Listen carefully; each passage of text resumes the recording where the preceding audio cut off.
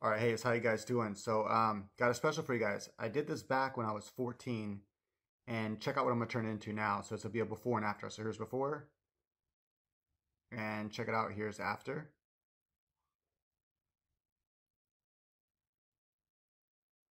So yeah, as you can see, big difference, right? I'm gonna show you guys how to do that. Now, this was the very beginning when I first started doing it, but I realized my phone wasn't recording. All right, guys. So anyway, so this is Neil. Let's go and get started. I'm gonna show you guys how to do this. So I'm gonna be 40 here in a couple months, which is crazy. Um, that I did this when I was like 14, 15. But watch how different. Well, you already see how different, but I'm gonna show you the process of how I make it look like that. All right, let's go back here. All right, now we're in like super fast mode here, and I'm doing the sketching process, and it's amazing, like for me to see the transformation that I've gone through. Like to go back and I'm surprised I actually still have some of this old work.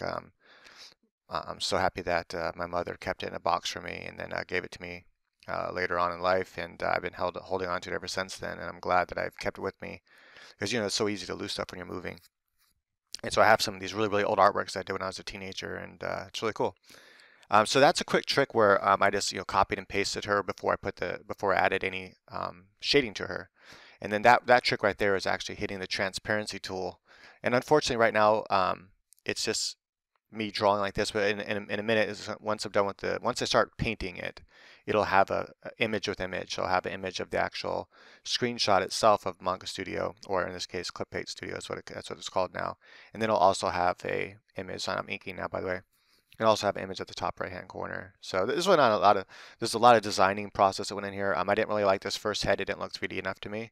I don't know why I added three nipples. I was just like, hey, three nipples. That sounds cool. Obviously, I was a big H.R. Geiger fan, still am. And I used to own this Necronomicon book. It's a bummer I lost it because I bought it for like 35 bucks at the time, and now they're selling for like 200 something bucks. Not that I would sell it anyway, because that's not that much money, but it'd just be cool to still own one of those original ones. But yeah. Anyway, I went and bought a different book just recently with more of his works in it. That's like 93 pages long. Can't remember what it's called right now, but it hasn't arrived. It hasn't arrived yet. But anyway, so now that's all done. So now I got the sketching all done. I cut out some of it because it was just so long. There was just no point to show it all. Now I'm going into the painting. Now this is where this is kind of like the underpainting. So if I was working with real paints right now, this would be the underpainting process. And I'm actually using a watercolor brush, and it kind of simulates watercolors in a way, but nothing really truly simulates watercolors. I'm actually thinking about taking this image and making a watercolor out of it, and maybe I'll make just a quick tutorial showing like my process of how do I get this image onto paper, onto big watercolor paper. One thing is you have to blow it up first, and you have to use a light board and trace it, or you can use a projector. And I don't have a projector right now, but I might actually get one because I'm really getting back into watercolors and traditional paintings again. But anyway, so I could actually paint this so much quicker with watercolors, honestly, unless I was going for hyperrealism like I did here. But I don't usually do that with watercolors. I stick to a little bit more abstract shapes. I mean, it'll still be the same, but like more abstract coloring. Anyway. The main thing I wanted to achieve with this is I wanted the painting to have a meaning. The original one, I was a teenager, so I wasn't really thinking about meaning. I was just thinking about what looks cool. I'm like, oh, three chicks all molded together. And I kind of had this idea that they would be like, yeah, I truly can't remember. I think they're supposed to be like slightly robotic or something like that. And so anyway, so I just took my imagination now and reimagined it. So I took the same design it's supposed to be three girls making up what looks like a face or skull. And I'm like, what if I draw the skull kind of in the background, and the girls are just partly making the skull? That is just their arms together molding are making a skull, and then the bottom of their bodies are making the legs. And I thought that'd be a really cool design, so that's what I went with. Well, this is a lot of tedious work in the background. I didn't want to add too much detail to the background because I didn't want the background to take away from the foreground, from the three women molding together. And so basically it's like a machine, and the head is powering the machine. And that's why the head is disconnected, and then you'll see the power source, this kind of like fiery flame that's going and powering up the body, and then you'll see it coming out of the nipples as you saw the final version already. And that fire is like going through her, or that energy is coming through the head into the body and empowering the body, and making the body have the flames, or that power source, the orangish yellow power source coming out of the nipples and stuff, and like almost like a flame steam. And the idea is that I'm like, okay, well, what did the original painting signify? Like, did it signify anything to me? Did it have any sort of meaning at all? And really it didn't. It was just, I just thought it'd be cool to kind of do something similar to H.R. Geiger where he liked to meld body parts in the background and stuff. And I'm like, what if I just like meld body parts together to make a shape, to make a cool abstract shape that kind of looks like a face? And so that's what I did. Um, but my idea in my head, I just didn't know how to paint at all. I didn't know how to use like traditional paints at all. I didn't know how to draw very well at all. And that was all from like imagination. I'm surprised I even got that much down anatomy wise. But it looks pretty horrible. And anyway, so obviously I spent a lot of time here on the anatomy and everything like that. Now that's a really cool trick to paint windows. Anything that's glowing, you just paint with a slightly desaturated color that you want to glow, and then you use the add glow airbrush over it, and boom, all of a sudden it looks like it's glowing. It's pretty dope. Anyway, so right now I'm just adding a bunch of different colors because you never want to just a lot of the background color and then a lot of other different colors to her body skin, to her skin tone. And you want to add a bunch of colors whenever you're doing skin because whatever the ultimate color you're going for in the end, if you use a lot of variation of colors, it makes it look more realistic. It makes it look more cool versus just if you just use a couple colors, then depending what those colors are, if they're all like very similar to each other, like you'll get this muddy look. And I used to always suffer from that when I first started to paint. It's like, how come my paints have this muddy look to it? And you know what I'm talking about if you have that, if you're suffering that problem right now. And a lot of beginner painters suffer that muddy look. It kind of looks like cartoonish and just, and to get rid of that is really it comes down to not just understanding form and getting the proper shading and stuff down, but also the proper form of colors. There's a lot of colors that go into a painting to make it not have that muddy look. For example, the buildings in the background are typically going to be more kind of bluish, but I also added some of that orange of the sky to them as if they're kind of reflecting off the buildings, just to kind of give it that kind of tone to them. But if I was just going to stick with blues, I would use different kinds of blues and maybe just a little bit of red somewhere toward the base or something like that, or you know, maybe just a couple different like purple and a blue or something together just to kind of get that background faded look. In this case, the buildings would look more orangish because of the color of the sky and the sunset. So as something goes way up in the distance, it takes the color of the atmosphere. And so it'd be kind of like orange, just faded orange in the very, very background, like a yellowish orange, and then darker orange toward as it gets closer to us. And then the closer they get to us, we can actually start seeing details. Now here I'm using a watercolor brush, and this is a transparency watercolor brush, and I'm just using it very, very lightly, and I don't have much applied paint added to it right now. And then I just go through and I just lightly touch. When I added more paint now, I can actually add paint onto it easier. But I just go through and I just kind of smear. I'm working right on the layer. I made a copy of the layer of the inking, and I'm taking that, or not inking, but sketching. I'm taking a copy of that sketch layer, and I'm working right on top of it, and I'm blending those sketch lines into painted lines, and I'm painting and mixed them with that transparency watercolor brush, and it works really good for that. It's kind of tedious and long. It'd probably have been much easier if I would have just painted on top of it with a regular paintbrush and threw down some basic shapes and lines, and then went in and kind of added the colors to that. But anyway, yeah, so this part here is what takes the longest, is the painting. So the initial sketch and the inking I think took about an hour, maybe a little bit longer, and then the initial sketch and design and all that took like about 2 hours. So it was a little over 3 hours for that first part, which I condensed very quickly. And then this part here, I think it took me about 7.5 hours, the actual painting process that you've been seeing now. And the reason why it takes so long is because the type of painting, it's hyperrealism. When you go for hyperrealism, that is, you're trying to not make it look super real, but real enough. And in order to achieve that, it takes a lot of time because you have to, first put down the base colors, and you have to put down the secondary base shapes, and you have to start going in, and it's the detailing. That's what really makes it take a long time. If I would have did this more in an abstract kind of painted way, or more like watercolors, for like real life watercolors, it would have gone a lot faster because it wouldn't have been nearly as detailed. I would just put down like mainly the shadow shapes, and then maybe some of the mid-tone shapes, and that's it, and everything else would be left to white for the watercolor paper. Or if I want to put a slight skin tone down first, like a wash down first.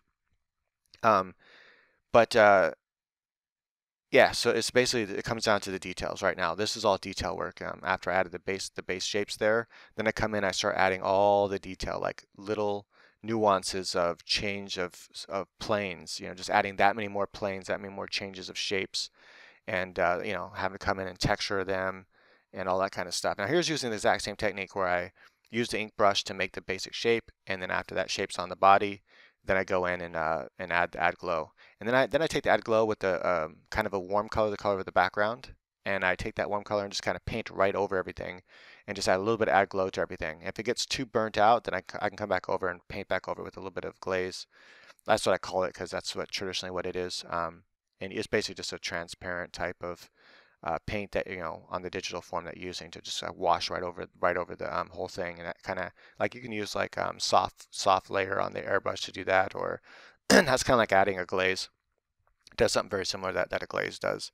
And anyway, it just adds a little bit of color back into those washed out hot spots. And yeah, so anyway, so now I'm working on all that, and I'm working on more of the detail. I know that, okay, these underneath the armpits, I'm gonna have a lot more shadow. The most difficult part here is thinking about how much shadow is going to come through, and how is the light going to hit the forms, because this is a form of light that I typically don't use very often, and that's almost directly above the character and then toward us, the camera, a little bit, the viewer, and then to the right just a little bit. So it's almost directly above the character, and that's why you have the tops of the shoulders, the tops of the breast, and then underneath, all the underplanes are going to be very dark, and all the upper planes are going to be a lot brighter. And then I got to think about the background ambient light, how much of that background ambient light is coming through and hitting the back of her undersides, and that's why I add some under colors and stuff to different parts. So real quickly, the name of this painting is Dying for Beauty, and that's what I wanted to do different, because I've matured as an artist, and I want my paintings to have meaning. Now, not all of them have meaning. Some of them are just pinups, and that's all they are. There's no intended meaning there. So people, might read meaning into them if they want to, but typically those types of works are just, I want a cool-looking, sexy piece of artwork that's pretty. And some people don't classify that as art. Art has to be something that, like this, that has meaning, that has some abstractness to it, that either has political meaning or social meaning. In this case, it has a social meaning. And I didn't just do that because I'm like want to conform or something like that. I did it because I truly wanted something, a kind of like masterpiece, that took like 10 hours to paint. And I'm a fast worker. I'm a fast painter, so 10 hours for me is a long time. I think the average person that would attempt to paint this would take a lot longer than 10 hours. And they, but it took days, because I can't just sit there for 10 hours straight painting. It's just, too much on the hands and everything. It's just too much work at one time. So I spent like 3 hours at a time or so. And then I was also recording it all too. So I was just like, I wanted to make sure everything was fresh and all that kind of stuff. But yeah, so anyway, here I am working along with it. And so I wanted this to have meaning. And so dying with beauty, think about what that means. Or excuse me, not dying with beauty, dying for beauty. And so the idea is, you see all these women today that have this misinterpretation of what beauty ought to be. They think it has to be like maybe Kim Kardashian. I could have done it totally different. I could have done a painting where you just have a woman with a skinny waist and a very exaggerated huge ass and tits, and be like, and then have her like dying to achieve that in some way, or have something that represents death in the painting. And that could have represented that. But in this case, I wanted it the meaning to be a little more abstract. So the women I wanted this to be like a machine, because it's the head, the brain is what's powering this machine, because the brain is what powers women to believe that they need to look a certain way. And back when I was younger, that idea, and it's still kind of prevalent today, but it's kind of changed a little bit of what beauty is. But for a long time there, it was really skinny, and it kind of still is in some circles, just to have this really skinny look to you that it's almost disgusting. Like back, think back, if you're anywhere around my age, think back to when we were 20, in our 20s. So think back, I guess this case almost about 17 years ago, or somewhere around there. And around that time, a lot of the women just had this really, really skinny look to them, where they're just like almost disgustingly skinny. They were just trying so hard. And there was, stories about on Oprah and all that kind of stuff, of how they would basically almost kill themselves being anorexic or bulimic to try to achieve and keep that model type body. And all the models back then were just very tall and just very, very ugly, skinny looking. I never liked that look. And so I wanted to really exaggerate that, where these women are just so skinny. It's like I wanted them to borderline beauty and like absurdity. So hopefully I achieved that, where the figures look beautiful, kind of, because they got the big boobs and all that kind of stuff that's, popular today. And they also have this just utterly just skinny look, And so the head is basically like powering this engine, making it work, and that is making these three bodies mold together and work as a machine. And the women are all just being fed, through these tubes and stuff. I was very an H.R. Giger fan, as I said, and still am. So you can see some of that influence in here, which is intentional. But anyway, the skull in the background obviously represents death, because that's typically what skulls represent to people, is death. Now, that's a culture thing, so it really depends on the culture. But I know, like, in the Mexican culture and in United States culture and a lot of other cultures, the skull, it's a pretty universal thing that it represents death, because that's, it's a dead body part of the head, where the brain is, where the thoughts happen. And this is the dead version of that, where there's nothing happening anymore. And so that's death in the background. So dying for beauty is basically, women that are like basically killing themselves to look beautiful, to look what they think is beautiful, to what society has conditioned them to think is beautiful, and what movies and stuff like that has conditioned you to think is beautiful. And yeah, so I just want to take that and just exaggerate to there's all kinds of things you can do for that too. Like you can have, you could do a funny cartoon type drawing and still have meaning to it, where a girl's like pumping, literally using a bicycle pump or something and pumping her boobs up, and they're so big that they're about to explode. And that can kind of have a similar meaning. But yeah, I just didn't want it to be so literal, and so I wanted it to be something that people have to think about. Now, if you watch this, then you don't have to think about it, but you know firsthand from the artist what is meant by that. Secondly, what I wanted to talk about was, and I want to make a separate video on this, is how do you go from what I went from, just that desire to be an artist but never quite achieving it. It was so hard to draw from imagination, and just stuff would just wouldn't look very good. And the only way I can draw good stuff back then was from looking at stuff. And honestly, that stuff is still really good looking. Like when I drew from reference, it actually looked pretty good. But obviously it wasn't perfect, because I didn't understand a lot of these rules of of art, that form and things like that. So even I was just drawing what I saw, and it came out really good and it looked like my source material.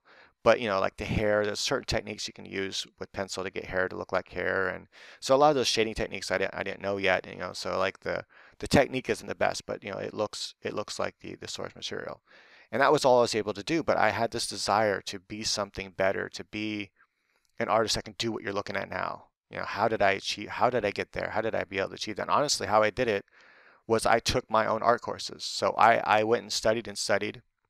Before I ever taught the art courses, I was putting together the course by thinking of what will make my brain, what will train my brain, what exercises, what knowledge is going to train my brain to be able to draw these kinds of figures from imagination. And I really wanted to do comic art and my own comic book and stuff. And I wanted to be able to do that from my imagination. And how did I become a successful artist? Because all of this ultimately led me to where I make about $100,000 a year from my artwork, from my art courses, and then from artwork in general.